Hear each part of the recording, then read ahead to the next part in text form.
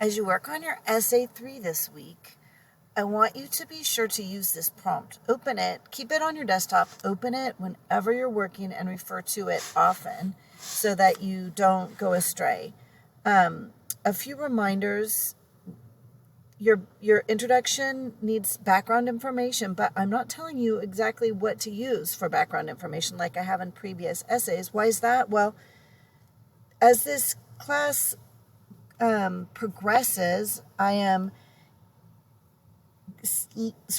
have set you up with skills, and I'm kind of stepping back and reminding you to use them, but not holding your hand through the process. So that's what's happening. This essay is I've kind of stepped back, and I'm telling you, you need background information, as you know, but I'm not telling you exactly what kind of background information. In fact, there are a lot of options. One kind of standby option is to go to your journals, go to your happiness practice journals, and describe your happiness practice. Tell the reader about your happiness practice in order to set up your thesis, because the happiness practice was a personal experience that may have intrigued you into doing the research to explain how it actually works. And so that's kind of the logic of using your happiness practice experience as your background section in the introduction. But there are other ways to do it too. I've got a few other suggestions here. Then you want 3 to 4 body paragraphs. And, by the way, 1,200 words is about 3.5 pages. So that's what you're going for.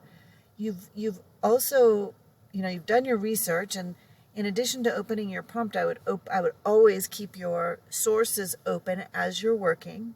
Okay, so maybe you'll have 4 tabs open. Your essay that you're revising, the prompt, and then the 2 sources that you're using. And refer to them often. And if you get stuck, go reread. Always reread, because you don't have to use those golden lines that you picked out last week. You do not have to. You can choose some new ones. But remember how to use golden lines, right? This is another area in which I've kind of stepped back. I didn't have you use the triple entry journal this week, but I expect you to remember that every direct quote needs to be introduced, paraphrased, and commented, right? So that's kind of how this class works. And now that I say it, you probably see it pretty clearly. So if you need any help, if you want to, send me a body paragraph, an introduction, ask me, hey, Professor Gilbert, is this what you had in mind? I am happy to do that. Whatever I can do to help, please let me help.